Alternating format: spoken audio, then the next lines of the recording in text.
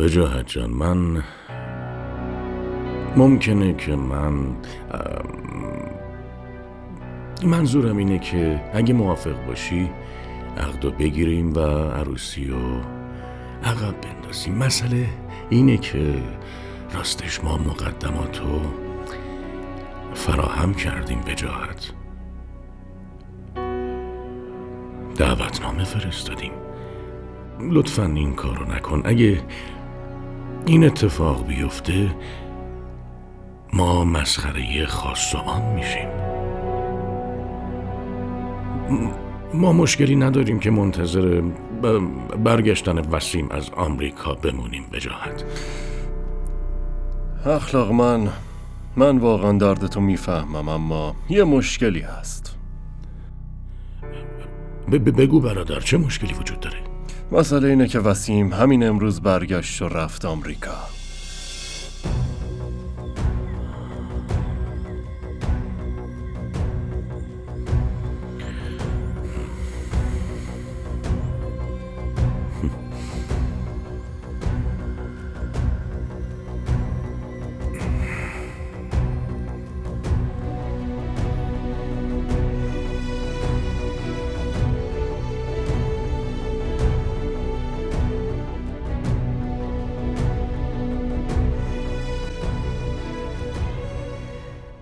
وجاهت، چرا به برادر اخلاق دروغ گفتی؟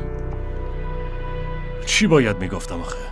چرا حقیقتو بهش نمیگی که صنم با سعید ازدواج کرده؟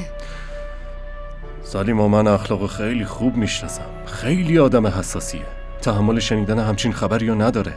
هر اتفاقی ممکن بود بیفته. اما یه روزی واقعیت مشخص میشه. بالاخره اون روز مجبوره که باهاش کنار بیاد.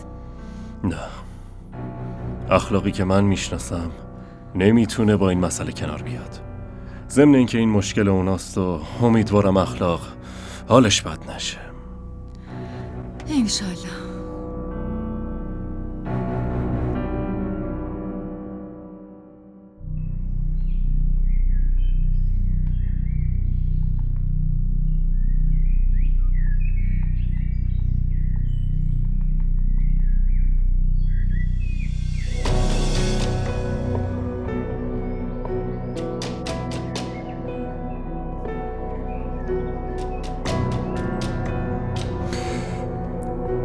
اخلاق، من واقعا دردتو میفهمم، اما یه مشکلی هست.